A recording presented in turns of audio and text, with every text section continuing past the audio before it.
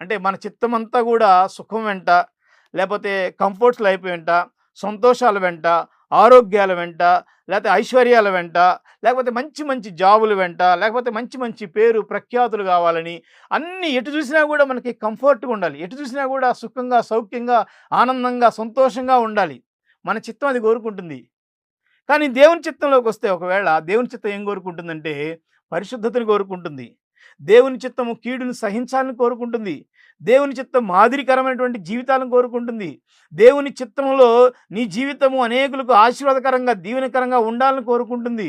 దేవుని చిత్తములో నీవు అనేకులకు దీవెనకరంగా ఉండడం కోసం కొన్ని శ్రమలు అనుభవించాలని దేవుని చిత్తం తెలియజేస్తుంది.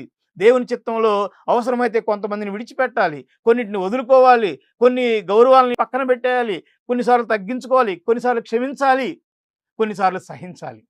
అది దేవుని చిత్తం. జారత్వంకు దూరంగా ఉండండి, పరిశుద్ధులగుటే దేవుని చిత్తము.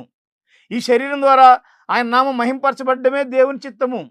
మన జీవితాలు దేవుని కొరకు నిలబడటమే దేవుని చిత్తము.